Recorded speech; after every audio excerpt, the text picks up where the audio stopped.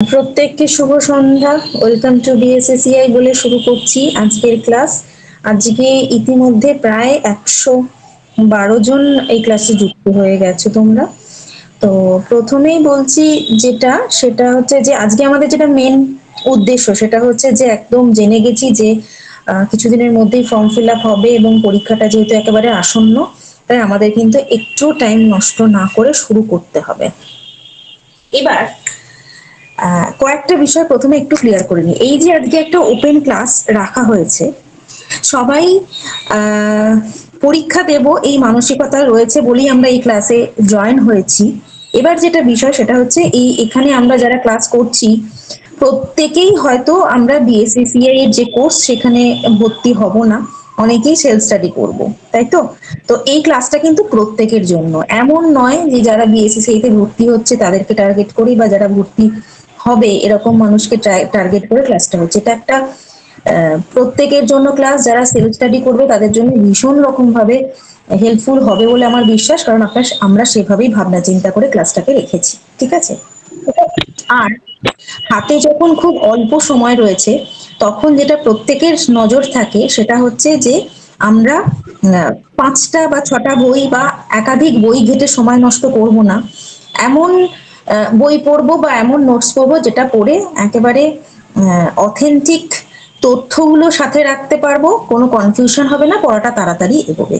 এই তো এই সংক্রান্ত আলোচনা করব।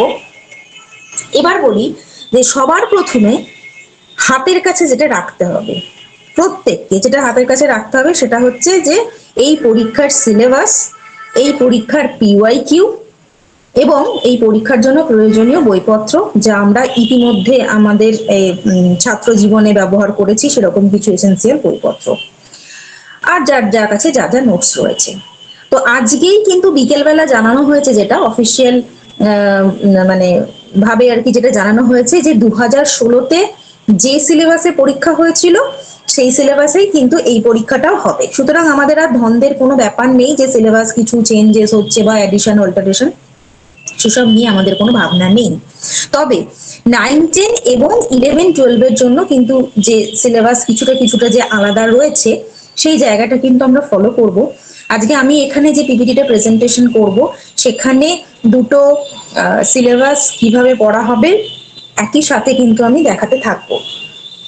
আর যারা এই সিলেবাসটা পেতে চাইছো তাদেরকে কিন্তু বলবো যে বিএসএসিআই এর যে ওয়েবসাইট আছে bssci.in, সেখানে কিন্তু 9, 10, 11, 12 বোথ সিলেবাস দেওয়া হয়েছে, যেখান থেকে ডাউনলোড করা যাবে। আর দেওয়া আছে সেখানে বিগত বছরের সমস্ত প্রশ্ন, মানে যত এসএলএসটি হয়েছে সমস্ত এসএলএসটির সমস্ত প্রশ্ন কিন্তু দেওয়া রয়েছে। হ্যাঁ, সবার আগে কিন্তু এই দুটো কাজ করতেই হবে, হাতের কাছে সিলেবাসটা আর বিগত বছরের প্রশ্নগুলো রাখতে হবে। তারপরে গিয়ে এবার প্রিপারেশন কেমন হবে সেই জায়গাটায় আসছি। তাহলে শুরু করি আজকে ক্লাস। আচ্ছা, রিয়াক্ট হয়তো প্রত্যেকেই দিতে পারছো, রিয়াক্ট দিয়ে আমাকে একটুখানি প্রত্যেকে যদি জানাও যে এই পরীক্ষাতে এমন কেউ আছো যারা এবারেই নতুন দিচ্ছ, তারা একটু রিয়াক্ট দাও তো। আচ্ছা, আর একটা জিনিস একটু জানতে চাইবো যে মডার্ন ইন্ডিয়া নাকি ইউরোপের ইতিহাস, কোনটাতে ভয় বেশি লাগে? আচ্ছা, মডার্ন ইন্ডিয়া না ইউরোপের ইতিহাসে ভয় লাগে না লাগে না, হ্যাঁ অথবা না।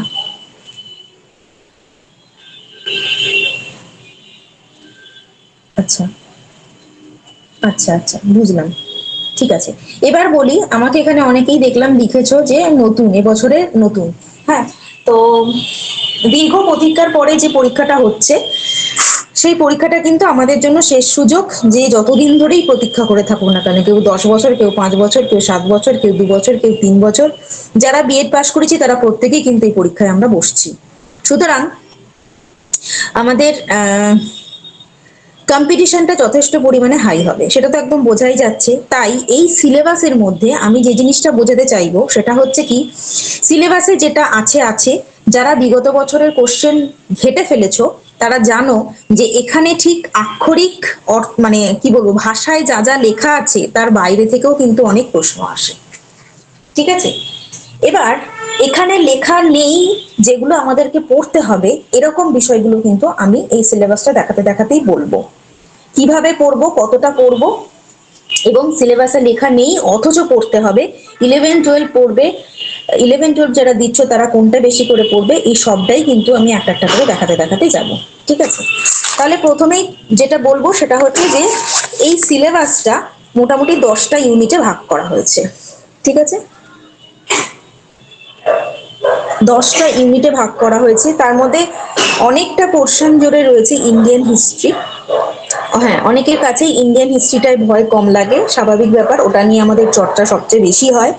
আর ইউরোপের ইতিহাসের ক্ষেত্রে যেহেতু খুব বেশি কিছু সে যে যে স্ট্রিমেই পড়ে থাকো না কেন, মানে মডার্ন হোক বা অ্যানশিয়ান্ট বা মিডিয়েভেল যাই পড়ি না কেন, সেখান থেকে সিলেবাসের প্রশ্ন কোথায় পাবে, হ্যাঁ বলে দিচ্ছি। তো আমরা যেভাবেই পড়ে আসি না কেন, আমরা ইউরোপের ইতিহাসটাকে কিন্তু খুব বেশি পড়াশোনার বা ছাত্র জীবনে পাইনি। তো সেই কারণে অবশ্যই ইউরোপের ইতিহাসের ফোকাসটা বেশি করতে হবে। কেমন? হ্যাঁ, যে জিজ্ঞেস করছো যে কোথা থেকে প্রশ্ন পাবে তাকে আরেকবার বলে দিই যে bscci.in বলে যে আমাদের ওয়েবসাইট আছে, সেই ওয়েবসাইটে যাবে, সেই হ্যাঁ বুক লিস্ট দেবো, এই পিপিটির মধ্যেই বুক লিস্ট দেওয়া আছে। ঠিক আছে, প্রত্যেকে পিপিটি থেকে স্ক্রিনশট নিতে পারবে, আমি বুক লিস্টের জায়গাটা যখন দেখাবো স্ক্রিনশট নিয়ে নেবে। ঠিক আছে, bscci.in আমাদের যে ওয়েবসাইট আছে, সেই ওয়েবসাইটে প্রত্যেকটা বছরের প্রশ্ন কিন্তু দেওয়া আছে। ঠিক আছে, সেই প্রশ্ন তোমরা কিন্তু একটুখানি ডাউনলোড করে নেবে। এর মধ্যে তোমরা হয়তো বলবে যে এমসিকিউ প্যাটার্নে তো মোটে 1 বছরই হয়েছে, 2016 হয়েছে, তার আগে হয়নি। হ্যাঁ, একদম ঠিক বলছো, তার আগেরগুলো সমস্ত 2 নম্বরের প্রশ্ন থাকতো, কিন্তু সেই প্রশ্নগুলোও তোমরা দেখবে। কেমন? সেই প্রশ্নগুলোর উত্তর যদি তোমরা দেখতে থাকো তাহলে তোমরা বুঝতে পারবে যে প্রশ্নের ধরনটা কেমন হয়। ঠিক আছে, আচ্ছা একটা মিনিট, প্রচুর মেসেজ আসছে, আমি একটুখানি দেখে নিই। আচ্ছা, যাদের এই পরীক্ষায় বসতে পারবো কিনা সেটা নিয়ে ধন্দ হচ্ছে, আমি বলবো যে একটু ওয়েট করে যাও, মানে অফিসিয়াল নোটিফিকেশনে যে নিয়ম কানুন গুলো দেওয়া থাকে সেটা তো 30 তারিখের পর বেরোবে, সেখানে নিশ্চয়ই লেখা থাকবে। ঠিক আছে, আজকে আমরা একটু পড়াশোনার জায়গাটায় যাই। ম্যাম পিটি কি হবে? পিটি হবে কিনা এখনো বলা হয়নি। পিটি যদি হয় তাহলে পিটির জন্য কি পড়তে হবে না পড়তে হবে সেটার আমরা ক্লাস কিন্তু দিয়ে দেবো। ঠিক আছে, হ্যাঁ হ্যাঁ, খুব ইজি ভাবে পিওয়াইকিউ ডাউনলোড করা যাচ্ছে bscci.in থেকে। Thank you Dipanwita. সবাইকেই বলবো যে বিএসসিসিআই তে যেভাবে যে ফর্মে পিওয়াইকিউ রাখা হয়েছে সেটা কিন্তু খুব সহজেই ডাউনলোড করা যাচ্ছে। এখানে একজন করেছেন, তিনি বলছেন, সেখানে তোমরা কিন্তু পেয়ে যাবে। হ্যাঁ, সিলেবাসও পেয়ে যাবে, পিওয়াইকিউ পেয়ে যাবে, আর আমাদের যে স্টাডি মেটেরিয়াল আছে, পার্টিকুলার স্টাডি মেটেরিয়ালের মানে স্যাম্পল সেখানে কিন্তু রাখা আছে, সেটাও কিন্তু তোমরা দেখতে পাবে। ঠিক আছে, এবার চলো আজকে আমরা শুরু করি। হ্যাঁ, কোন ক্লাসের বইও পড়তে হবে আমি এটাও বলবো। সিলেকশন প্রসেসটা নিয়ে হ্যাঁ ওটা স্যার বলবেন। ঠিক আছে, ওটা আমি বলবো না, কারণ আমি পড়াশোনার জায়গাটায় ফোকাস থাকবো। এই নিয়ম কানুন, সিলেকশন প্রসেস, এগুলোর জন্য অমিত স্যার আছেন, অমিত স্যার লাস্টে জয়েন হবেন, বলে দেবেন। আর যদি লাস্টে জয়েন নাও হন উনি পরে তোমাদেরকে জানিয়ে দেবেন। ঠিক আছে, ওকে চলো এবার শুরু করি। হ্যাঁ, যেটা বলছিলাম যে ইউরোপের ইতিহাস যে পোর্শনটায় আছে সেটা হচ্ছে মূলত ইউনিট 8, 9, 10 এরকম আছে, ইউনিট 7 পর্যন্ত আমরা ইন্ডিয়ান হিস্ট্রি পাচ্ছি। ঠিক আছে, তো একেবারে নিয়ম মোতাবেক যে আমাদের তোমার হরপ্পা থেকে কিন্তু শুরু হচ্ছে। ঠিক আছে, এবার তোমরা যখন শুরু করবে ইতিহাসের গোড়ার কথা, সেই হিসাবে কিন্তু ইতিহাস যে লেখার ক্ষেত্রে বিভিন্ন ঘরানাগুলো থাকে সেগুলো নিয়ে একটু তোমরা পড়াশোনা করবে। যেরকম ইতিহাস লেখার ক্ষেত্রে বিভিন্ন রকম ঐতিহাসিকদের স্কুল থাকে, তাই তো?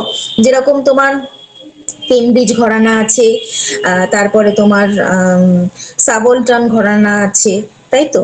জাতীয়তাবাদী দৃষ্টিভঙ্গির ইতিহাসটা রয়েছেন। এই সমস্ত দৃষ্টিভঙ্গির যে ঐতিহাসিকদের যেভাবে ক্লাসিফিকেশন করা হয় সেই জায়গাটা আমরা প্রথমে দেখব। তারপরে গিয়ে কিন্তু পড়া শুরু করব। ইন্ডাস ভ্যালি সিভিলাইজেশনের ক্ষেত্রে তোমরা প্রত্যেকে সাবজেক্টে এমএ করে এসছো, আমি আলাদা করে আর নতুন কিছু বলবো না, তোমরা খুব ভালো করে পড়েছো, একাধিকবার পড়েছো। আমি যেটা বলবো সেটা হচ্ছে যে ইন্ডাস ভ্যালি সিভিলাইজেশনে তোমরা যে বিভিন্ন প্রত্ন কেন্দ্রগুলো যখন পড়বে তখন একটুখানি খেয়াল করবে যে প্রত্যেকটা প্রত্ন কেন্দ্র বা সাইট, হ্যাঁ, আর্কিওলজিক্যাল যে সাইট গুলো সেগুলো কোন জেলায় রয়েছে, হ্যাঁ, কোন রাজ্যে রয়েছে দেখবে। এবং ধরো গুজরাটের ক্ষেত্রে তুমি পড়ছো, গুজরাটে কটা সাইট রয়েছে, রাজস্থানে কটা সাইট রয়েছে, হ্যাঁ, এইভাবে একটুখানি ছক করে নিয়ে পড়বে। হ্যাঁ, এইভাবে পড়া অনেক সময় হয়তো হয় না, তো এটা কিন্তু পড়ার একটু চেষ্টা করবে। ডাউনলোড করলাম, ওকে, তোমরা আচ্ছা ডাউনলোড করতে তাহলে পেরেছো, ঠিক আছে। যারা পারোনি তারা কিন্তু চেষ্টা করবে, ডাউনলোড হয়ে যাবে। তো বিষয়টা হচ্ছে কি, একটুখানি ভাবনা চিন্তা করে বা যেভাবে বাধাগতে পড়ে আসি তার বাইরে গিয়ে একটুখানি আমরা এইভাবে দেখব, ঠিক আছে। আর কি দেখবো, আর বৈদিক যুগের সভ্যতার ক্ষেত্রেও যেরকম আমি বলবো যে তোমার প্রত্যেকটা বেদের যে ভাগ রয়েছে সেই ভাগের ক্ষেত্রে আমরা খুব বেশি মাথা খারাপ করি যেটা নিয়ে, সেটা হচ্ছে কটা শ্লোক রয়েছে, কি রয়েছে, হ্যান রয়েছে, ত্যান রয়েছে, এরকম একটা আমরা ক্লাসিফিকেশনে চলে যাই। কিন্তু আমি বলবো যে প্রত্যেকটা বেদের যে বিষয়বস্তুটা অ্যাকচুয়ালি কি সেটা কিন্তু খুব ভালো করে নিজেদের নখদর্পণে রাখবো, ঠিক আছে। এবং এক একটা টার্ম, এই টার্মটা কোন বেদের কোন মন্ডলে আছে, হ্যাঁ, এই রকম প্রশ্ন, ঠিক আছে। এই রকম প্রশ্নগুলো তোমরা একটুখানি খেয়াল করবে।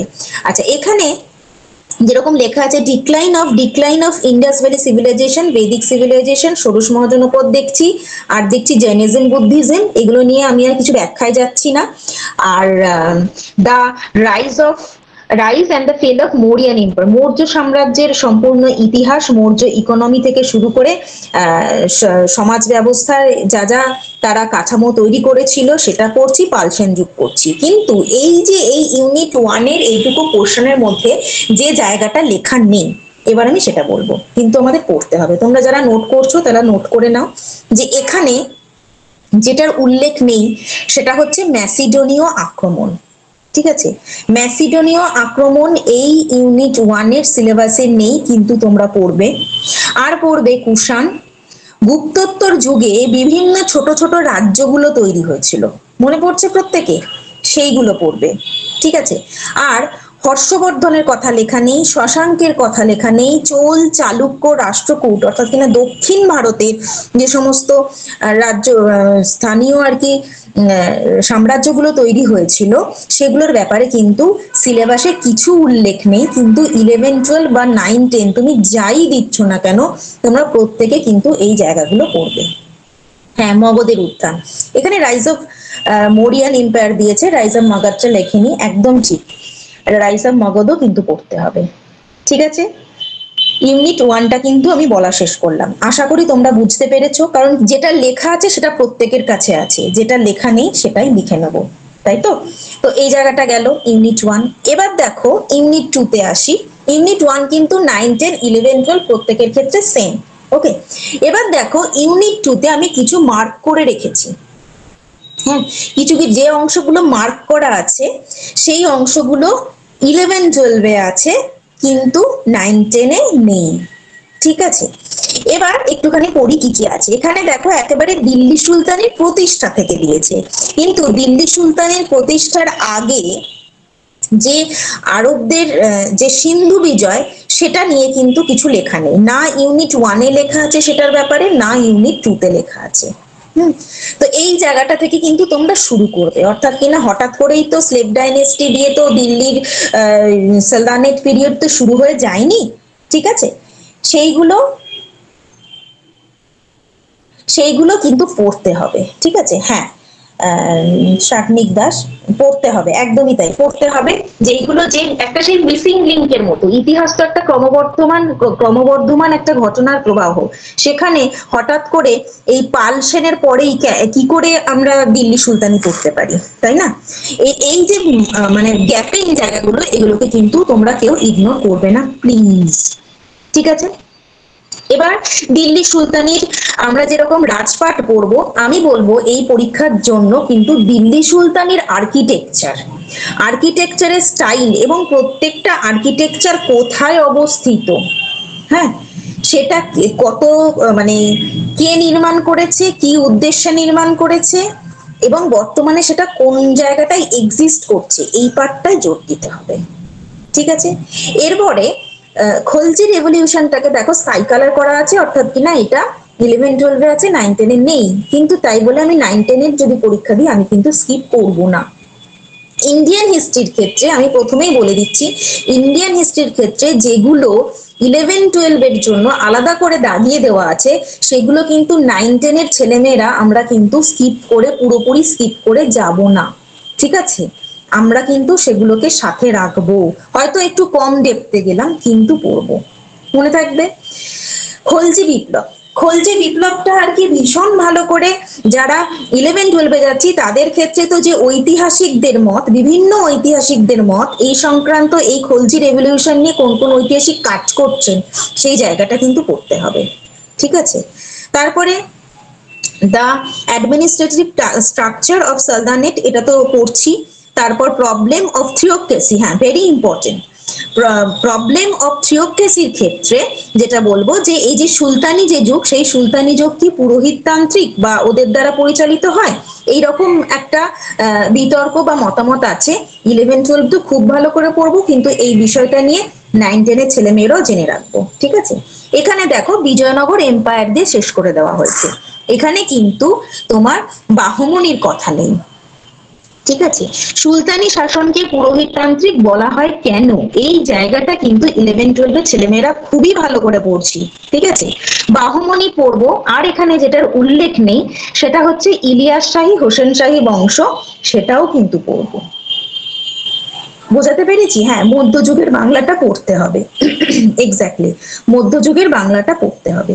ঠিক আছে, তাহলে এখানে আশা করি প্রত্যেকের ক্লিয়ার হয়েছে যে কোন পোর্শনটা এখানে সিলেবাসে উল্লেখ নেই অথচ আমরা পড়ছি। এবার চলে আসছি 3 নম্বর ইউনিটে। কেমন? 3 নম্বর ইউনিটে দেখো সেই বাবর, অর্থাৎ কিনা মুঘল যুগের সূত্রপাত, এখানে বাবর দিয়ে শুরু হয়েছে, কিন্তু এই বাবর মানুষটি এলেন কোথা থেকে? বাবর এলেন কোথা থেকে, এবং এই যে মঙ্গলদের অরিজিন, হ্যাঁ, এটা সম্পর্কে কিন্তু জানতে হবে।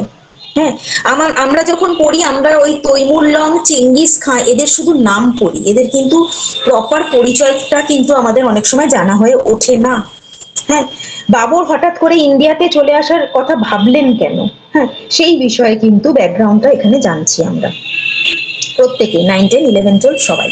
হ্যাঁ, তারপরে the importance of his invention in India, Mughal Afghan contest and Sher Shah Suri, এই জায়গাটা একটুখানি বলবো, যেটা সেটা হচ্ছে যে শেরশাহের যে 5 বছরের শাসনকাল ওটা আমরা পড়ি, অবশ্যই পড়ি। তারপরে আবার হুমায়ুন ফিরে আসছেন, আমরা মুঘলে ঢুকে যাই, আমরা কিন্তু এই সুরি বংশের কথা আর মনে রাখি না, শুধু শেরশাহের জায়গাটাই পড়ে নি, যে হুমায়ুনকে হারিয়ে দিয়ে দিল্লি সিংহাসনে বসেছিলেন, তারপরে একটা সময় উনি মারা গেলেন, সেই সুযোগ বুঝে হুমায়ুন এলেন, সিংহাসন দখল করলেন, আবার মুঘল সাম্রাজ্য শুরু হয়ে গেল। তাই তো আমি বলবো যে এইখানে এই শেরশাহ সুরি বা সুরির যে ডাইনেস্টি, সুর যে ডাইনেস্টি, আফগানদের যে শাসন চলেছিল শেরশাহকে দিয়েই কিন্তু শেষ হয়ে যায়নি, তারপরেও কিন্তু বেশ কয়েকজন শাসক সিংহাসনে বসেছিলেন। সেই শাসকদের নামের লিস্ট, এবং তারা উল্লেখযোগ্যভাবে অবশ্যই কিছু করেননি, দুর্বল শাসকই ছিলেন, কিন্তু তাদের নামটা কিন্তু আমরা জেনে রাখবো। ঠিক আছে, আর একটা জিনিস আমার একটু বলতে মানে বাদ চলে গেছে, সেটা একটু বলে দিই সুলতানি আমল সম্পর্কে। সেটা হচ্ছে আমরা যখন স্লেভ ডাইনেস্টি পড়ছি, অনেক সময় কি হয়, স্লেভ ডাইনেস্টিতে ধরো আমরা ইলতুৎমিশ পড়লাম, তারপরে রাজিয়া পড়লাম সিংহাসনে উঠছে বলে, হ্যাঁ, কিন্তু মাঝখানের কিছু মানুষ কিন্তু থেকে যাচ্ছে, মানে রাজিয়াকে তোমাদের প্রত্যেকেরই জানা, তার বাবা ইলতুৎমিশ মনোনীত করেছিলেন ঠিকই, কিন্তু ইলতুৎমিশের পরেই কিন্তু রাজিয়া সিংহাসনে উঠে যাননি। ঠিক আছে, তার যে ভাইরা সিংহাসনে বসেছিল, বা রাজিয়ার পরে তার যে ভাইরা সিংহাসনে বসেছিল, যারা সেভাবে কোনো রাজা হিসেবে বা শাসক হিসেবে কোনো কিছু প্রতিফলন রেখে যেতে পারেননি, তাদের নামগুলো কিন্তু আমরা জানবো। হ্যাঁ, আর কি এই যে স্লেভ ডাইনেস্টি যখন পড়ছি তখন এই যে লাস্টে যখন আমরা কি বলবো বলবনের শাসনকাল পড়ছি, বলবনকে যদিও স্লেভ ডাইনেস্টির মধ্যে রাখা হয়, কিন্তু বলবনের পরিচয়টা কি ছিল, উনি কি সত্যি ইলতুৎমিশের ফ্যামিলি থেকে বিলং করতেন? না তো। ঠিক আছে, তো এই ব্যাপারগুলো কিন্তু আমাদেরকে দেখতে হবে। ঠিক আছে, 9, 10, 11, 12 এর পরীক্ষা একই দিনে কিন্তু 2016-তে হয়নি। ঠিক আছে, আশা করা যায় যে প্রত্যেকেই 9, 10 এবং 11, 12 দুটো পরীক্ষাতেই বসতে পারবে। হ্যাঁ, ক্লিয়ার করে রাখলাম। আচ্ছা, তারপর এবার এই জায়গাটায় আবার ফিরে আসি। এখানে যেরকম মনসবদারি সিস্টেম আর আকবরের রিলিজিয়াস পলিসির উপরে জোর দেওয়া হয়েছে 11, 12 এর জন্য, 9, 10 এর ছেলেমেয়েরা কিন্তু আমরা এখানটা বাদ দিচ্ছি না। ঠিক আছে, আর কি এবার চলে আসছে পরবর্তী শাসক আকবরের পরবর্তীকালে যারা সিংহাসনে বসছেন, জাহাঙ্গীর, শাহজাহান, ঔরঙ্গজেব থেকে প্রত্যেকের কথায় শিবাজির কথা বলা হচ্ছে। এবং দেখো দ্য ক্যারেক্টার অফ মারাঠা স্বরাজ, এটাকে 11, 12 দেওয়া হয়েছে। ঠিক আছে, the growth of regional powers, Bangla, Ayodhya, Hyderabad and the cities of the empire in the early 18th century। এই টাইমে যে সমস্ত যখন মুঘল সাম্রাজ্যের মুঘল শাসনের ক্ষমতা যখন কমে আসছে, তখন কোন কোন কেন্দ্রীয় শক্তিকে আর কি, কেন্দ্রীয় শক্তির যখন ক্ষমতা নেই তখন কোন কোন আঞ্চলিক শক্তি মাথাচাড়া দিয়ে উঠছে, সেই লিস্টটা কিন্তু একটু বানিয়ে ফেলতে হবে। ঠিক আছে, চলো নেক্সট যেটা বলবো সেটা হচ্ছে ভীষণ গুরুত্বপূর্ণ, যেখানে রয়েছে তোমার সিরাজউদ্দৌলা, অর্থাৎ কিনা এই যে স্থানীয় শক্তি হিসেবে অযোধ্যা, হায়দ্রাবাদের মতো বাংলার যে উত্থান ঘটেছিল, সেই বাংলার শাসনটা এবং তার সাথে ইস্ট ইন্ডিয়া কোম্পানির উত্থান, যেখানে মীর কাসিম তার প্রাইভেট ট্রেড এবং ইংলিশ ইস্ট ইন্ডিয়া কোম্পানির কথা বলা হয়েছে। আর এদিকে 11, 12 এর জন্য স্পেশালি মার্ক করা হচ্ছে the colonial economy, the land revenue settlement, drain of wealth, de-industrialization আর modern industry development। অর্থাৎ কিনা যে ঔপনিবেশিক অর্থনীতি এখানে শুরু হলো, সেই ঔপনিবেশিক অর্থনীতির কারণে আমরা কোন কোন রেভিনিউ সিস্টেমকে পেলাম। ঠিক আছে, এখানে কিন্তু ঔপনিবেশিক অর্থনীতির ক্ষেত্রে আমি বলবো মুক্তদার ইকোনমি, বদ্ধ ইকোনমি, মার্কেন্টাইল ইকোনমি, এই প্রত্যেকটা ইকোনমিক্যাল যে স্ট্রাকচার তার কিন্তু তোমাদের নলেজ রাখতে হবে। ঠিক আছে, 9, 10, 11, 12 বোথ। এখানে যেটা বলা হয়নি সেটা হচ্ছে কি, এই যে পলাশী এবং বক্সারের যুদ্ধের কথা কিন্তু আলাদা করে বলা হয়নি, এখানে উল্লেখ করা হয়নি। তারপরে যেটা উল্লেখ করা হয়নি সেটা হচ্ছে সত্যবিলোপ নীতি, অধীনতামূলক মৃত্যুতা নীতি, এগুলো কিন্তু লেখা নেই এখানে, কিন্তু এখানে পড়তে হবে, মনে থাকবে সকলে। আর এই যে ড্রেন অফ ওয়েলথ, অর্থাৎ কিনা সম্পদের নির্গমন এবং ডি ইন্ডাস্ট্রিয়ালাইজেশন, অর্থাৎ কিনা দেশীয় শিল্পের অবক্ষয়, যেটা 11, 12 খুব জোর দিয়ে পড়ার জন্য বলা হচ্ছে, সেটা কিন্তু ঐতিহাসিক বিভিন্ন মতবাদের মধ্যে দিয়ে কিন্তু এই বিতর্কগুলো কিন্তু গেছে। ঠিক আছে, এই যে ড্রেন অফ ওয়েলথ থিওরিটা, এটা সংক্রান্ত কি কি বই আছে, সেই বই এবং তাদের লেখকের নাম এটা কিন্তু আমরা জানছি।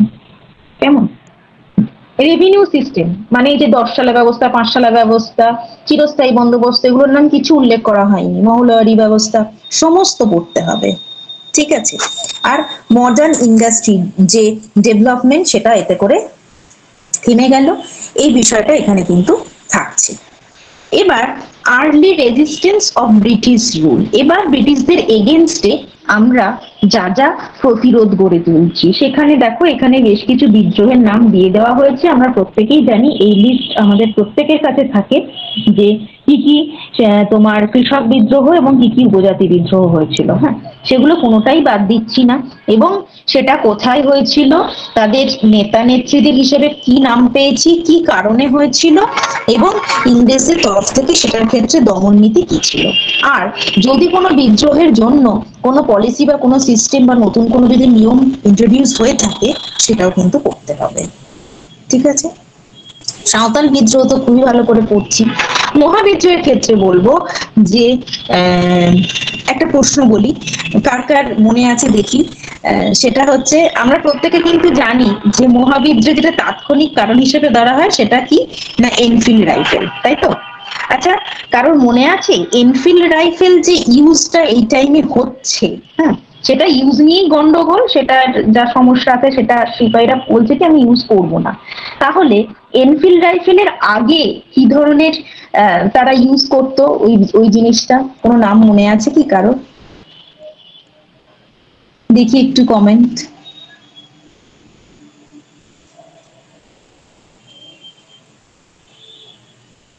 কার্তুজ, হ্যাঁ কার্তুজ তো বটেই, সেটার নাম কি আগে যে ইউজ করা হতো যেটা, সেটা কি নাম?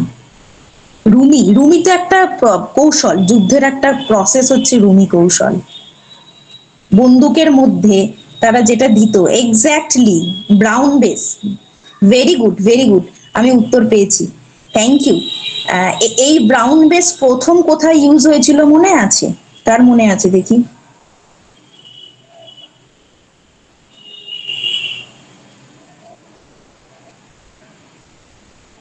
মনে আছে কারোর? ব্যারাকপুর? না না, ব্যারাকপুরে না, জানা নেই।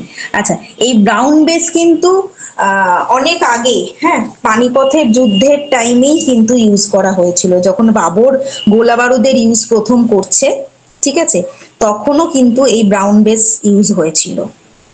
কেমন? তো এই ধরনের প্রশ্ন কিন্তু আসবে, কারণ আমরা মহাবিদ্রোহটা আমাদের যারা আর কি ভালোবাসি মডার্ন ইন্ডিয়া পড়তে, তাদের খুব কমফোর্টের একটা জায়গা, যে মহাবিদ্রোহ সম্পর্কে তো সব জানি ভীষণ ভালো, কোথা থেকে কে লিড করেছে, কে কি করেছে, কত সালে কোথায় কি হলো না হলো সবকিছু মনে থাকে, কিন্তু একটু ভাবনাটাকে অন্যভাবে ভাবতে হবে। কেমন? তো যাই হোক, আজকে ক্লাসে আমি এই ক্লুগুলো দেওয়ার চেষ্টা করছি তোমাদের সেলফ স্টাডিতে, এগুলো আশা করি কাজে লাগবে। আর বিদ্রোহের শেষে যখন বিদ্রোহে যখন আমরা হেরে গেলাম, তারপরে যখন বিচার হলো, সেই বিচারটা কোথায় হলো, ঠিক আছে, এইরকম বিষয়গুলো কিন্তু আমরা একটু দেখার চেষ্টা করছি এখানে। আচ্ছা আচ্ছা, একই প্রশ্ন, পেড ব্যাচ কবে থেকে হবে? পড়াটা একটু মন দিয়ে শোনো, বলে দেবো সব, ঠিক আছে? আর পেইড ব্যাচ কবে থেকে হবে না হবে সেগুলোর সংক্রান্ত অফিসিয়াল যে নাম্বারগুলো আছে, সেই নাম্বারে ফোন করলে ওরা বলে দেবে, হ্যাঁ সেই নাম্বার আমি পরে দেওয়ার চেষ্টা করছি, ঠিক আছে? এইগুলো কি এমসিকিউ বেস হবে? হ্যাঁ অবশ্যই, এই পরীক্ষাটা পুরোটাই এমসিকিউ বেস হবে। 2016-তে এমসিকিউ বেস হয়েছিল ফার্স্ট, এবং এটা এবারে যে এসএলএসটিটা হচ্ছে পুরো 2016-র মতোই হবে, কেমন, এমসিকিউতেই হবে। আচ্ছা, এবার চলে আসছি কংগ্রেসের উত্থান। আচ্ছা, তার আগে আছে সমাজ সংস্কার। হ্যাঁ, সমাজ সংস্কারের ক্ষেত্রে যেটা এখানে লেখা নেই, আমরা প্রত্যেকে সমাজ সংস্কার করতে ভালোবাসি।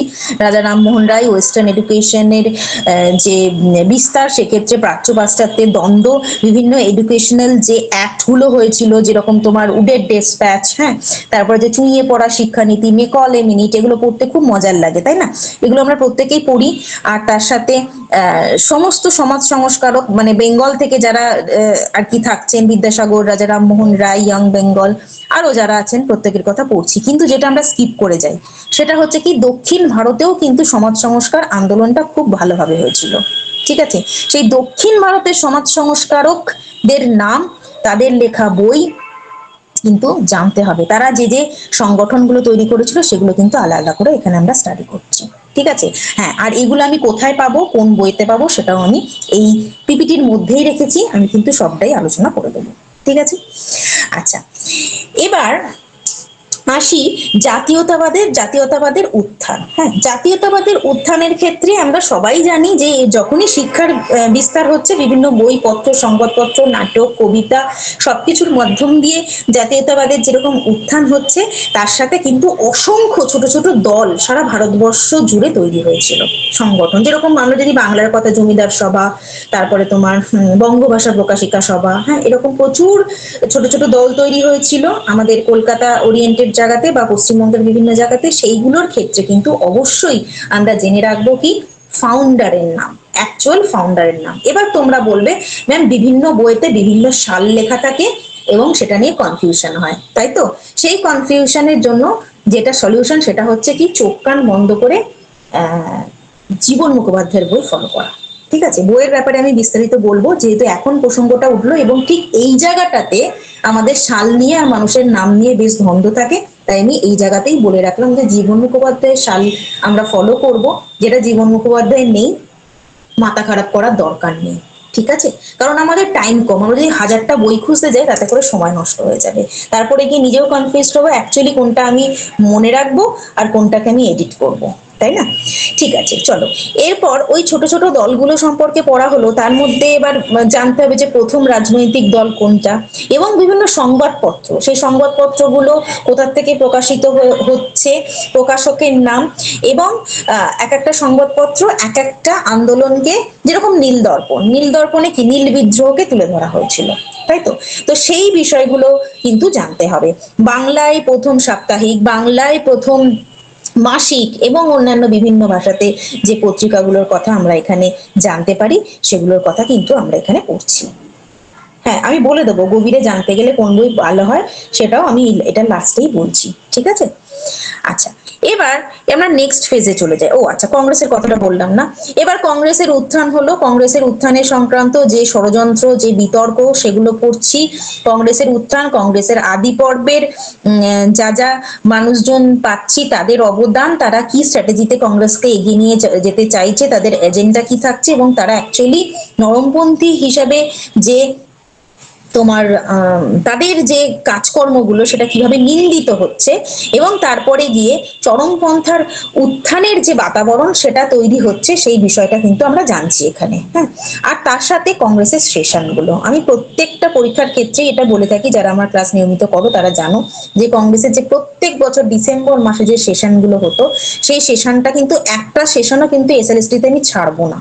হ্যাঁ, কিরকম তোমরা বলবে যে এতগুলো কি মুখস্থ করা যায়? না, মুখস্থ কথা বলছি না, কিন্তু এই সেশনগুলোর কোনো কোনো সেশনের যেরকম যে বিশেষত্বগুলো ছিল, যে প্রথম মহিলা নেতা নেতা মানে মেম্বারকে ইনক্লুড হতে আমরা কোন সেশন থেকে পেলাম, প্রথম মুসলিম সভাপতিকে আমরা পেলাম, প্রথম ভারতীয় মহিলাকে সভাপতি হিসেবে পেলাম। হ্যাঁ, তারপরে গান্ধীজি কোন মানে কোন অধিবেশনে সভাপতিত্ব করেছিলেন, কোথায় থেকে সভাপতিত্ব করেছিলেন, জনগণমন কোন সেশনে গাওয়া হয়েছিল, ঠিক আছে, কে গিয়েছিলেন, তো এই ব্যাপারগুলো কিন্তু আমরা এখানে জানছি। কতগুলো স্পেশাল সেশন ছিল কংগ্রেসে, এবং সবচেয়ে বেশি দিন ধরে মানে গ্যাপিংও ছিল সেশনের মধ্যে, বেশ কিছু গ্যাপিং, একবার কিন্তু বেশ অনেকটা বছরের গ্যাপিং ছিল। তো সেই কারণে যিনি লাস্ট সভাপতি হয়েছিলেন এবং তারপরে গিয়ে যখন বেশ কয়েক বছর হচ্ছে না সেশন, তারপরে গিয়ে যখন আবার সভাপতি হচ্ছেন, তো সেই ক্ষেত্রে তার সভাপতির যে এই পিরিয়ড তার সবচেয়ে বেশি কার ছিল। হ্যাঁ, এই রকম বিষয়গুলো কিন্তু আমরা এখানে দেখছি এবং মনে রাখছি, ঠিক আছে? নেক্সট, এবার চরমপন্থী আন্দোলন। চরমপন্থী আন্দোলনের ক্ষেত্রে নরম চরম বিভাজন, সেক্ষেত্রে রাসবিহারী বসুর ভূমিকা দেখব, এবং তারপরে গিয়ে চরমপন্থা ভারতবর্ষের বিভিন্ন কোনায় কোনায় যে বৈপ্লবিক যে সন্ত্রাসবাদী যে কার্যকলাপের আমরা ইয়ে দেখেছি, সেইগুলো কিন্তু বিভিন্ন যে মামলা, লাহোর ষড়যন্ত্র মামলা, রেশমি রুমাল মামলা, তারপরে তোমার কাকরি ষড়যন্ত্র মামলা, হ্যাঁ, এই সমস্ত মামলাগুলো কিন্তু খুব ভালো করে দেখছি, প্রত্যেকটা মামলা, বোঝা গেছে? আচ্ছা, এরপরে আসছে গান্ধী যুগ। হ্যাঁ, এখানে separate electorate and British divide and rule পলিসিকে দাগানো হয়েছে, যেটা 11-12 এর কথা বলা হয়েছে। এখানে তোমরা জানো মরলে মিন্টো যে সংস্কার, হ্যাঁ, মরলে মিন্টো সংস্কারের কথা কিন্তু এখানে খুব ভালো করে পড়তে হবে আধুনিক ভারতে, ঠিক আছে?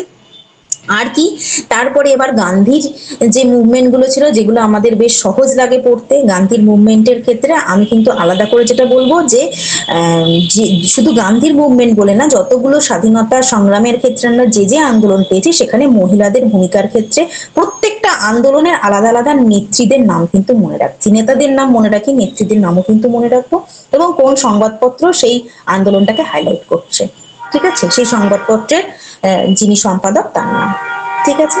তো এইভাবে গিয়ে আমরা দেখছি কুইট ইন্ডিয়া মুভমেন্ট, অর্থাৎ না ভারত ছাড়ো মুভমেন্ট, তারপরে মুসলিম লীগ, এই যে মুসলিম লীগ এবং কংগ্রেস এর মধ্যে যে দোলাচলের যে রাজনীতিটা দীর্ঘদিন ধরে গেছে, এবং সেক্ষেত্রে আমাদের স্বাধীনতা অর্জনের যে বিষয়টা সেটা অনেকটা আর কি সময় লেগেছে, সেখানে অনেক বিষয় হয়েছে, গোল টেবিল বৈঠক, 3টে গোল টেবিল বৈঠক, তারপরে তোমার ক্রিপস মিশন, মন্ত্রী মিশন, হ্যাঁ, ক্যাবিনেট মিশন, হ্যাঁ, আর যা যা রয়েছে ওই জায়গাটায়, হ্যাঁ, তারপরে তোমার ওয়ার্ধা পরিকল্পনা তোমার ইয়েতে ছিল গান্ধীজির ক্ষেত্রে, এসআর ফর্মুলা, ঠিক আছে, তারপরে সিমলা বৈঠক, তারপরে হচ্ছে তোমার মাউন্ট ব্যাটেন চুক্তি, হ্যাঁ, সাম্প্রদায়িক বাঁটোয়ারা, এই ধরনের যত ছোট ছোট জিনিস আছে, হ্যাঁ, সেগুলো কিন্তু নেহেরু প্যাক্ট, প্রত্যেকটা যেরকম আগে না কি হতো 2 নম্বরের মতো করে আসতো। তো তোমরা দেখবে যখন তোমরা প্রত্যেকেই এখানে যারা যারা আছো, আশা করি তোমরা প্রত্যেকেই সিলেবাস অলরেডি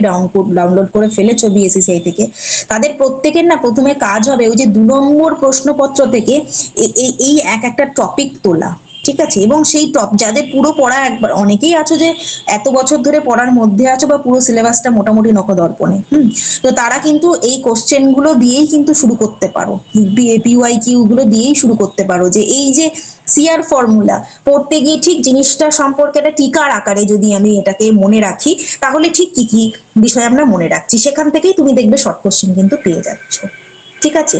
সেই যে 2 নম্বরের আকারে পড়াশোনাটা আগে ছিল, সেভাবে পড়লে কি হতো, পুরো বিষয়টা ওইটুকু বিষয় নিয়ে হয়তো আমরা সেখানে ওরকম কানেকশন করে করে পড়ার দরকার লাগতো না, কিন্তু পার্টিকুলার ওই যে বিষয়টা নিয়ে একটা নলেজ, যেটা কিন্তু এই মডার্ন ইন্ডিয়ার ক্ষেত্রে এই যে ছোট ছোট যে ঘটনাগুলো স্বাধীনতার আগে হয়েছিল, সেটা কিন্তু দরকার। ঠিক আছে, বোঝাতে পেরেছি? আর একটা জিনিস যেটা এখানে উল্লেখ নেই সেটা বলবো এবার। এই পুরো যে ভারতবর্ষের ইতিহাস, মানে আধুনিক ভারতবর্ষের ইতিহাস যখন আমরা পড়ছি, আমরা কিন্তু সেই পলাশির যুদ্ধের সময় থেকে আমরা কিন্তু ইংরেজ ইস্ট ইন্ডিয়া কোম্পানির যে শাসনতান্ত্রিক কার্যকলাপগুলো পাচ্ছিলাম, সেখানে একজন করে গভর্নরকে পাচ্ছিলাম, তাই না? সেই রজার ড্রেক, রবার্ট ক্লাইভ, এদেরকে দিয়ে শুরু হয়েছিল, মনে পড়ছে? এবার এখানে কোনো জায়গাতেই কিন্তু গভর্নর জেনারেল বা এদের যা যা কাজকর্ম কিচ্ছু লেখা হয়নি। পুরো সিলেবাসটাই কিন্তু তোমরা ইন্ডিয়ান সিলেবাসটা কিন্তু দেখে ফেললে, হ্যাঁ, কোথাও লেখা হয়েছে কি? কোথাও উল্লেখ নেই। কিন্তু তোমাদের প্রত্যেকের প্রথম মানে একটা কাজ হবে, মানে এই প্রিপারেশনে সেলফ স্টাডি করতে গিয়ে, সেটা হচ্ছে যে প্রত্যেকটা গভর্নর জেনারেল, ভাইসরয়, আশা করি তোমরা এই পোস্টগুলো কখন কখন এসেছিল, কি কিভাবে পরিবর্তিত হয়েছিল তোমরা জানো, যেহেতু তোমরা এসএলএসটি স্টুডেন্ট, আমি এই আলোচনাটায় ঢুকছি না। কিন্তু তারা যে এক একটা কাজ করেছিল এবং তাদের হাতে যে অ্যাক্ট গুলো এসেছিল, একদম প্রথম দিকে যদি ফিরে যায়, সেই পিটের ভারত শাসন আইন, তাই তো, বা যে কটা চার্টার অ্যাক্ট হয়েছিল 20 বছর পরে পরে যে নবীকরণ হলো, সেই চার্টার অ্যাক্টে কি কি বলা হয়েছিল, ঠিক আছে? যেরকম আমি যদি বলি যে পাশ্চাত্য শিক্ষা, মানে সরকারি চাকরির ক্ষেত্রে পাশ্চাত্য শিক্ষাকে বাধ্যতামূলক করেছিলেন কোন গভর্নর? পারবে তোমরা উত্তর দিতে? যদি কেউ জানো উত্তর দাও দেখি। দেখো, এসএলএসটি পরীক্ষা দিতে এসছি, কে সত্যবিলোপ নীতি করেছেন, কে, না বেন্টিং নয়, সরি বেন্টিং নয়, একদমই না, লর্ড হার্ডিঞ্জ বলেছিলেন, হ্যাঁ একজন উত্তর দিয়েছো, ভেরি গুড। লর্ড হার্ডিঞ্জ বলেছিলেন যে সরকারি চাকরির ক্ষেত্রে কিন্তু তোমার পাশ্চাত্য শিক্ষায় যে শিক্ষিত হয়ে থাকবে তাকে অগ্রাধিকার দেওয়া হবে। আমি এই রকম প্রশ্ন বলছি, ঠিক আছে? চুইয়ে পড়া শিক্ষানীতি কার মস্তিষ্ক প্রসূত? ঠিক আছে, এই রকম প্রশ্ন কিন্তু থাকবে। তাই আমাদের প্রত্যেকটা আর কি এই যে তোমার গভর্নর এবং গভর্নর জেনারেল, এদের সম্পর্কে কিন্তু পড়তে হবে। হ্যাঁ, ভেরি গুড। মেকলের চুইয়ে পড়া শিক্ষানীতি, ঠিক আছে? তো এই বিষয়টা কিন্তু তোমরা দেখছো, এটা কিন্তু কোথাও উল্লেখ করা নেই। আর যদি বলি ভাইস রয়, এই পোস্টটা আমরা পেলাম কত সালে? তোমরা কি উত্তর দেবে দেখি?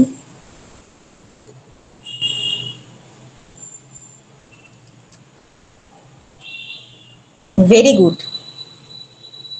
মহারানীর ঘোষণাপত্রের মাধ্যমে, তাই তো, 1858। ঠিক তাই, ঠিক এইরকম কিন্তু প্রশ্নগুলো আসতে যাচ্ছে বলে আমাদের বিশ্বাস। হ্যাঁ, ভেরি গুড, এক্সিলেন্ট। তো এইভাবে কিন্তু এই জায়গাটা দেখছো, এইদিকে অ্যাক্টস গুলো দেখছো, হ্যাঁ, ক্রাউন রুল থেকে, একদম তাই। তো এই দিকটা গেল হচ্ছে তোমার আমাদের ভারতবর্ষের ইতিহাসটা আমরা শেষ করলাম, ঠিক আছে? এবার চলে আসছি ইউনিট 8-এ কিন্তু ফরাসি বিপ্লব থেকে শুরু হচ্ছে। এবার বলি, প্রথমেই আমি এক্ষেত্রে একটু বইয়ের কথা বলে নেব, ঠিক আছে? হ্যাঁ, ইন্ডিয়ান, না, 3টি প্রস্তর যুগ, মেহেরগড়ের সভ্যতা, এটা পড়ার দরকার নেই, কারণ এটা সিলেবাসে উল্লেখ নেই। তবে 3টি প্রস্তর যুগের ধারণা আছে তো, মেহেরগড়ের সভ্যতা সম্পর্কে হালকা ধারণা আছে তো। থাকার তো কথা, কি তাই না? আমি যদি বলি pre history, proto history and history, এই তিনটে যুগ সম্পর্কে তোমাদের ধারণা আছে? তোমরা কি বলবে, হ্যাঁ না না? হ্যাঁ, এই পিডিএফটা পেয়ে যাবে। হ্যাঁ, বেশিরভাগই হ্যাঁ বলছে। ঠিক আছে, তাহলে তোমরা এগুলো জানো, এসএলএসটির জন্য এগুলো আলাদা করে আমি কি পড়তে বলবো, তাই না? এবার দেখো, তোমরা এটা পড়বে যে হরপ্পা সভ্যতা কোন যুগের সভ্যতা ছিল, এটা নিশ্চয়ই তোমরা পাবে। বৈদিক যুগের সভ্যতা কোন যুগের সভ্যতা ছিল, ঠিক আছে? বা মেহেরগড়ের সভ্যতায় কটা স্তর আমরা পেয়েছি, মেহেরগড়ের সভ্যতার আবিষ্কারকের নাম কি, এগুলো দেখবে অপশন দেখলে তোমাদের মনে পড়ে যাবে, তাই না? আর তিনটে যে যুগ, প্রস্তর যুগের যে তিনটে ভাগ ছিল, ওখানে তো তোমার তিনটে যুগে কি হয়েছিল, মানে হাতিয়ার গুলোর তো চেঞ্জ হয়েছিল, মানে আস্তে আস্তে হাতিয়ার গুলো ছোট হচ্ছিল। প্রথম দিকে অনেক ভোঁতা ছিল, ভারী ছিল, বড় ছিল, তারপর আস্তে আস্তে যে ছোট হচ্ছে, মানে সাইজের যে পরিবর্তন হচ্ছে তার বেসিসেই কিন্তু এই প্রস্তর যুগের ভাগগুলো এসেছিল।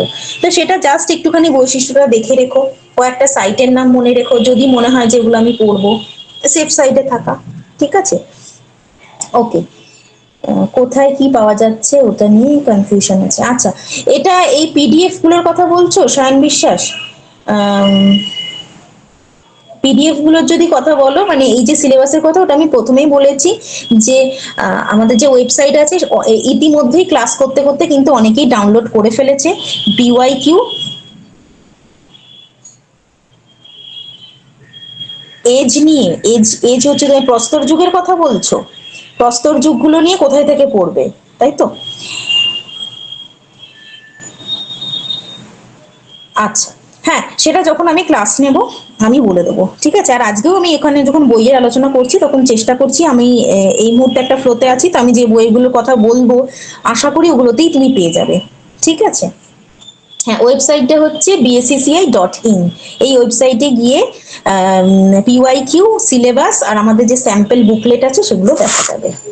চলো এবার চলে আসি ফ্রেঞ্চ রেভলিউশনে। হ্যাঁ, এখানে আমি বইয়ের কথা বলতে গেলাম, বইয়ের কথা যেটা বলতে গেলাম সেটা হচ্ছে যে স্কুলের মানে পাঠ্য, যেটা ক্লাস 6 থেকে নিয়ে ক্লাস 9 পর্যন্ত যে পাঠ্যপুস্তক এখন রয়েছে সেইগুলো কিন্তু প্রত্যেকে একটু কালেক্ট করবে, ঠিক আছে?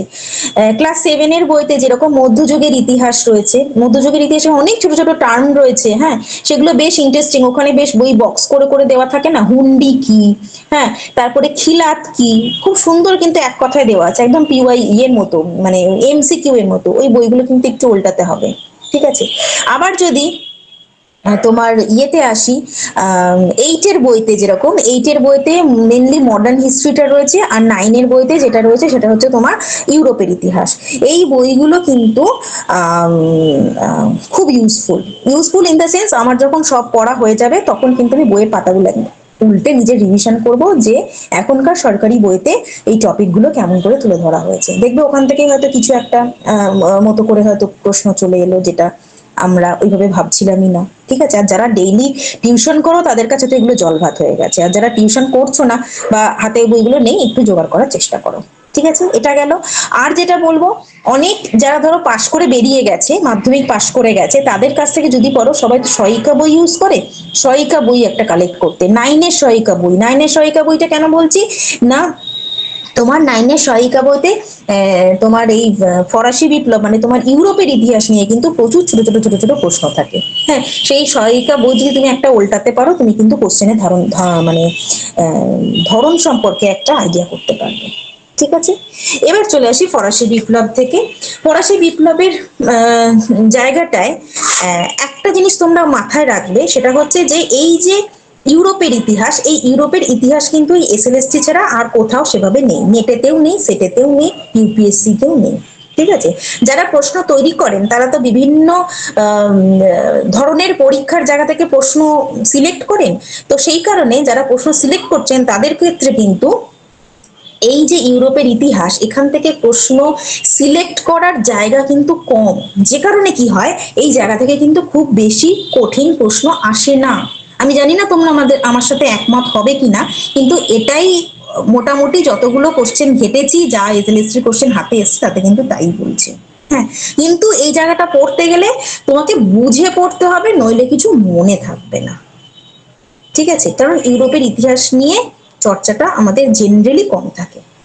ঠিক আছে, এবার এই ফরাসি বিপ্লব যখন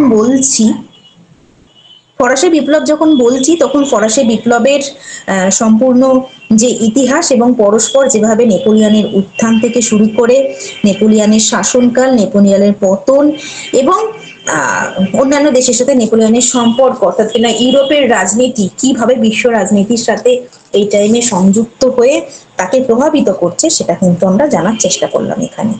তারপরে মেটারনিখ ভিয়েনা কংগ্রেসে বিগ ফোর কে পেলাম। হ্যাঁ, তোমরা মনে রাখবে, আশা করি তোমরা এটা তোমাদের মাথায় আছে যে মেটারনিখ বা এই যে ভিয়েনা কংগ্রেস, যার মানে যেটা আর কি মানে অস্ট্রিয়ার চ্যান্সেলর মেটারনিখ যেটা সভাপতিত্ব করেছিলেন, এটা কিন্তু আমাদের ইতিহাসের বলা যায় সবচেয়ে প্রথম কোনো আন্তর্জাতিক বৈঠক।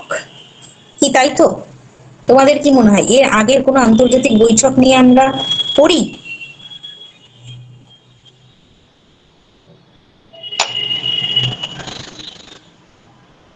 এটা কিন্তু সবার প্রথম আন্তর্জাতিক বৈঠক। ঠিক আছে, ভিয়েনা কংগ্রেস। ঠিক আছে, কেন্দ্রীয় বিদ্যালয়, হ্যাঁ আসে, কেন্দ্রীয় বিদ্যালয় প্রশ্ন আসে। আমি সেটা স্কুলের ক্ষেত্রেই আর কি আসছে, মানে যেরকম এসএলএ অন্যান্য যে ইউপিএসসি বা ধরো যখন নেটের আমরা প্রিপারেশন নিই বা অন্যান্য ক্ষেত্রে প্রিপারেশন নিই, ইউপিএসসি বা সেটের পরীক্ষার ধরন আমরা দেখতে চাই, তো প্রশ্ন সেখানে আসে না। হ্যাঁ, খুব কম জায়গাতেই ইউরোপের প্রশ্ন থাকে, সেই হিসেবেই ব্যাপারটা বললাম। ঠিক আছে, তো সেই ভিয়েনা কংগ্রেস আমরা হয়তো পড়ছি, ভীষণ ভালো করে পড়লাম কে ছিল, কি ছিল, কোথায় ছিল, কোন কোন দেশ থেকে ইয়ে হলো। হ্যাঁ, তো সে তারপরে গিয়ে প্রশ্নটা আসলো যে কি আন্তর্জাতিক বিশ্বের প্রথম বৈঠক কোনটা ছিল, প্রথম আন্তর্জাতিক বৈঠক কি ছিল, তখন কিন্তু আমাদের মাথায় আসে না। আমরা কিন্তু মনে রাখছি এই ভিয়েনা কংগ্রেসের কথা। ঠিক আছে, তারপরে গিয়ে দেখো 1830 এবং 48-এর revolution, the new political ideologies. হ্যাঁ, এখানে যে কথাটা বলবো, এখানে ইউরোপের ইতিহাসের ক্ষেত্রে এই যে 11-12 জন্য যেটা দাগানো আছে, সেটা কিন্তু 9-10-এর ছেলেমেয়েরা স্কিপ করতে পারো, যারা শুধু 9-10 দিচ্ছ। ঠিক আছে, স্কিপ করতে পারো। হ্যাঁ, আর যারা ভাবছো যে না এটা দেখে যে গেলে আমার কোনো সমস্যা নেই, তারা অবশ্যই দেখে দাও। আর বেশিরভাগ ক্ষেত্রেই তো আমার মনে হয় যে তোমরা দুজনেই মানে দুটো পরীক্ষাই দিচ্ছ, তো সেক্ষেত্রে সবই পড়তে হচ্ছে। ইন্ডাস্ট্রিয়ালাইজেশন ইংল্যান্ড এন্ড ইউরোপ, এটা কিন্তু এমন একটা গুরুত্বপূর্ণ অংশ যারা কিন্তু 9-10-এর ছেলেমেয়েরা স্কিপ করতে পারবে না। হ্যাঁ, মানে যে ইংল্যান্ডের শিল্প বিপ্লবের ওই ছোট ছোট অনেক টুল, অনেক মেশিন, কে কি আবিষ্কার করেছে হ্যান ত্যান নিয়ে প্রশ্ন থাকে। হ্যাঁ, এটা কিন্তু 9-10-এর ছেলেমেয়েরাও দেখো। ঠিক আছে, তারপরে খুব গুরুত্বপূর্ণ জায়গা ইটালি এবং জার্মানির ঐক্য আন্দোলন, সমাজতন্ত্র, জাতীয়তাবাদ, উদারনীতিবাদ এবং তার পরবর্তী সময়কালের ইতিহাস, এটা আমরা সবাই দেখছি। ঠিক আছে,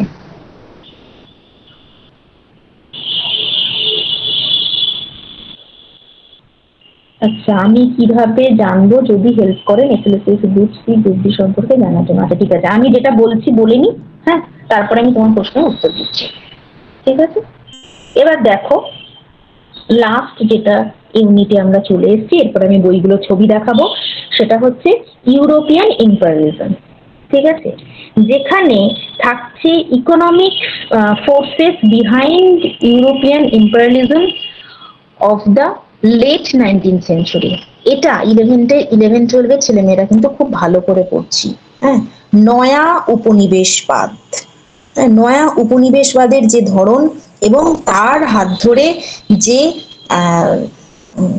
উপনিবেশ বিস্তারের ক্ষেত্রে যে বিশ্বব্যাপী যে একটা টানটান পরিস্থিতি, যেখানে কিনা পারস্পরিক সহযোগিতার থেকে অনেক বেশি এই টাইমে সন্দেহ এবং দ্বন্দ্বের পরিস্থিতি তৈরি হয়েছিল, যে আমি যাকে বন্ধু বলে ভাবছি সে আমার বন্ধু তো, বিট্রে করবে না তো।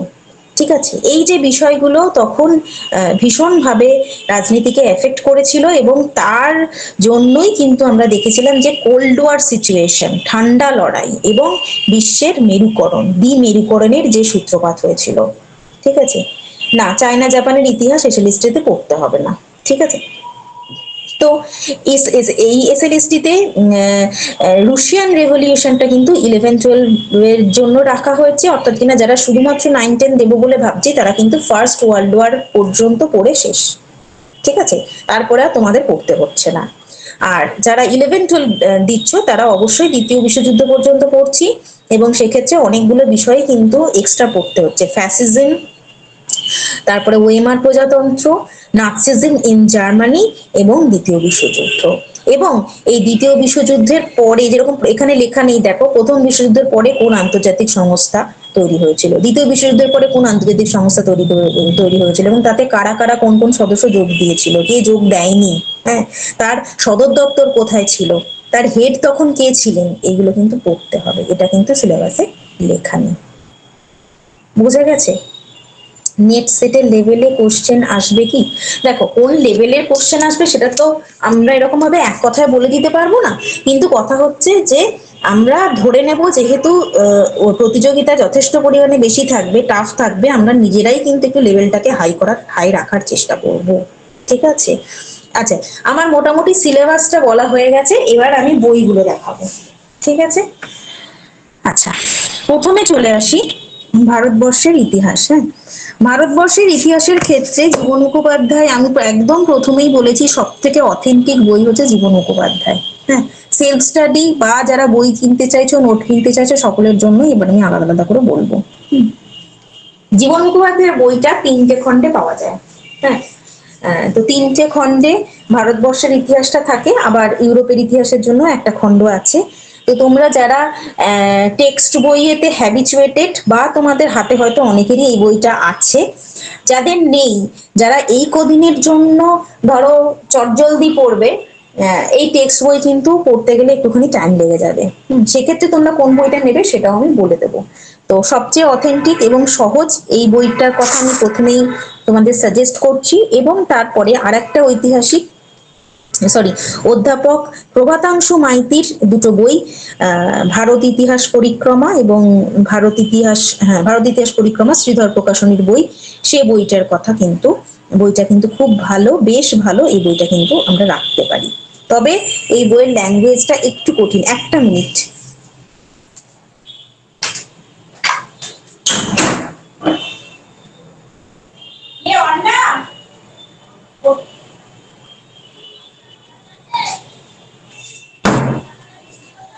আচ্ছা, তো এই বই দুটো কিন্তু ভালো বই। ঠিক আছে, হ্যাঁ হ্যাঁ, আমি একেবারেই তাই, সময় কম বলে আমি একটুখানি, তোমরা ধৈর্য ধরো, আমি সব রকম বই রেখেছি, আমি এই স্লাইডে দেখাচ্ছি। ঠিক আছে, তো এটা গেল টেক্সট বইয়ের কথা। এরপরে দেখো ইউরোপের ইতিহাসের ক্ষেত্রে ইউরোপের রূপরেখা, শ্রীধর প্রকাশনীর যে বইটা রয়েছে, প্রভাতাংশু মাইতির সে বইটা রয়েছে, ডক্টর মৃণালকান্তি চট্টোপাধ্যায়ের বইও রয়েছে। কিন্তু আমি বলবো যে ইউরোপের ইতিহাসের ক্ষেত্রে সবচেয়ে সহজ যেটা বই সেটা কিন্তু এই জীবন মুখোপাধ্যায়ের বইটা। ঠিক আছে, জীবন মুখোপাধ্যায়ের বইটা দেখতে পারো। প্রভাতাংশু মাইতির বই খুব ভালো বই, কিন্তু একটু ল্যাঙ্গুয়েজটা একটু টাফ। ঠিক আছে, এইগুলো গেল প্রত্যেকটা কিন্তু টেক্সট বই। হ্যাঁ, এবার দেখো একদম হ্যান্ডি দুটো টেক্সট বইয়ের কথা বলবো।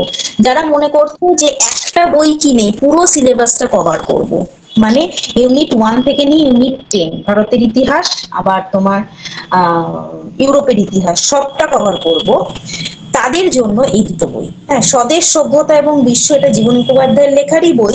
এখানে ইন্ডিয়ান হিস্ট্রির সাথে সাথে কিন্তু ইউরোপিয়ান হিস্ট্রিটাও দেওয়া আছে। ঠিক আছে, আর এই যে ভারত পরিচয় এবং বিশ্ব, এটা হচ্ছে জিকে পাহাড়ির বই, এই জিকে পাহাড়ির বইটাতেও কিন্তু পুরোটা কভার করছে। ঠিক আছে, এটাও কিন্তু টেক্সট বইয়ের কথা বললাম। এবার দেখো বলছি, এবার একটুখানি মানে বই পড়া, তার সাথে একটুখানি কি বলবো, কম্প্যাক্ট ওয়েতে পড়া, এবং তার সাথে প্রশ্ন, আমরা অনেকেই স্যাম্পল প্রশ্ন প্র্যাকটিস করতে চাই, তাই না? তো এই যে 3টে বই এখানে রেখেছি, তার মধ্যে আধুনিক ইউরোপের ইতিহাস, বিক্রম সর্দার, এই বইটা নতুন হালফিলের বই, বইটা অত্যন্ত ভালো একটা বই। হ্যাঁ, ইউরোপের ইতিহাস, এখানে শুধুমাত্র ইউরোপের ইতিহাস রয়েছে, প্রত্যেকটা অধ্যায় খুব সুন্দর করে দেওয়া রয়েছে, এবং তার সাথে রয়েছে কিন্তু প্রশ্ন।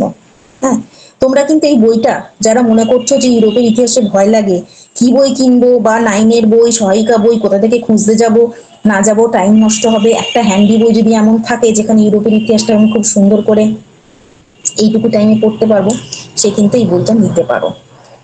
আমি কিন্তু কথা দিচ্ছি। হ্যাঁ, এখানে কিন্তু তোমার 1789 অর্থাৎ কিনা তোমার একেবারে ফরাসি বিপ্লব থেকে নিয়ে দ্বিতীয় বিশ্বযুদ্ধ পর্যন্ত রয়েছে। 20টি চ্যাপ্টার আছে বইটা। হ্যাঁ, এবং বইটা অক্সিজন যে পাবলিকেশন সেখান থেকে বেরিয়েছে। এখানে থিওরি প্লাস এমসিকিউ, আমার বইটা বেশ ভালো লেগেছে। থিওরি প্লাস এমসিকিউ রয়েছে। হ্যাঁ, মানে বেশ কিছুটা করে আর কি অধ্যায় পড়ানো হয়েছে, তারপরে গিয়ে এমসিকিউ দেওয়া হয়েছে, প্র্যাকটিস সেট এক্স্যাক্টলি এই বইটার মধ্যে রয়েছে, কিন্তু শুধুমাত্র ইউরোপের ইতিহাসে। হলো, এই বইটা চন্দন দত্তের, এই বইটাও খুব ভালো একটা বই। হ্যাঁ, এখানে কিন্তু আবার পুরোটা কভার করছে, এসএলএসটি সিলেবাস মতো পুরোটা কভার করছে। এখানেও রয়েছে তোমার প্রশ্ন রয়েছে এমসিকিউ সহ। নবম, দেখো এখানে লেখাটা দেখতে পাচ্ছ নিশ্চয়ই, নবম দশম একাদশ দশম সংক্ষিপ্ত প্রশ্ন ও এমসিকিউ সহ।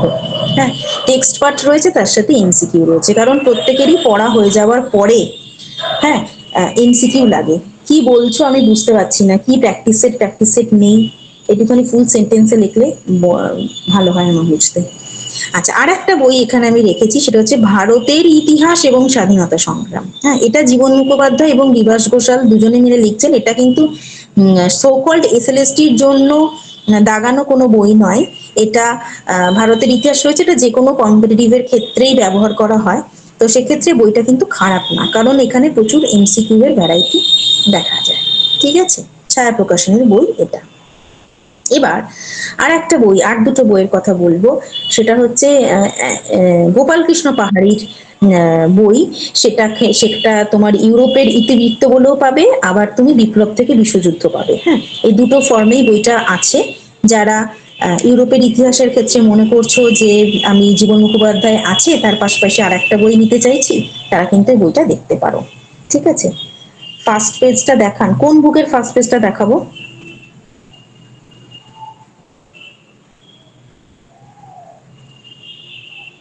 রাজু সেটের বইটা কি পড়লে হবে? রাজু সেট সবাই পড়ে, রাজু সেটে কিন্তু ইউরোপের ইতিহাস নেই। ঠিক আছে, রাজু সেটের বইটা ইটসেলফ ভালো, ওয়ান লাইনার হিসাবে বেশি আছে। কোনো তোমার মধ্যযুগের ইতিহাসটা যখন পড়বে তখন তুমি বিশেষ একটা, তুমি বিস্তারিত ভাবে কিছু পাবে না। ইউরোপের ইতিহাস তো পাবেই না, আর ওখানে খুব বেশি প্রশ্ন কিছু দেওয়া নেই। ঠিক আছে, তবে মডার্ন ইন্ডিয়ার পার্টটা কিন্তু খারাপ না, রাজু সেটের বইতে বেশ ভালো। ঠিক আছে, কোন বই দেখাতে বলছে? ইংলিশ ভার্সনের কি বুক আছে ম্যাম? ইংলিশ ভার্সনে তুমি জীবন মুখোপাধ্যায়ের বই ইংলিশ ভার্সনে পেয়ে যাবে, সেম যেটা বেঙ্গলি ভার্সন সেটাই ইংলিশ ভার্সনে রয়েছে, সেম।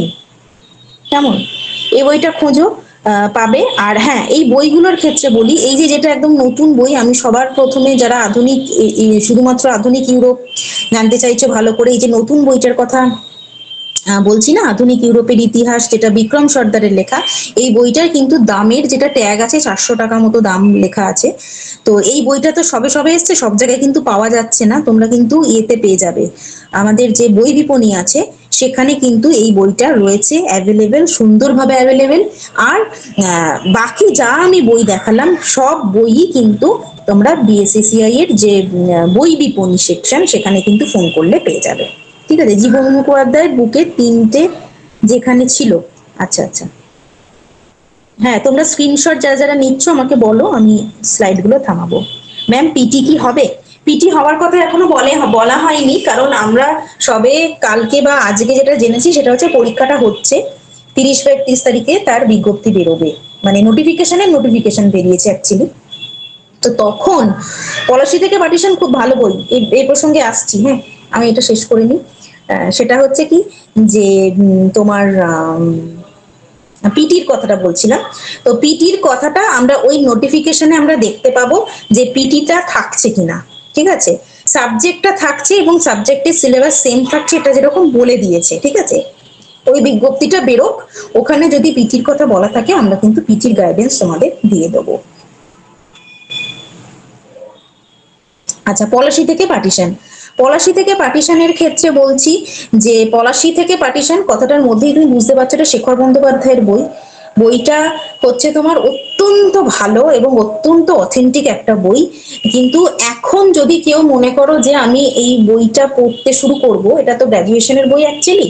হ্যাঁ, প্রচন্ড বিস্তৃত ভাবে আছে, এবং খুব সুন্দর এবং বিস্তৃত ভাবে আছে, কিন্তু সেইটা পড়ার টাইম যদি কেউ করে উঠতে পারো খুবই ভালো।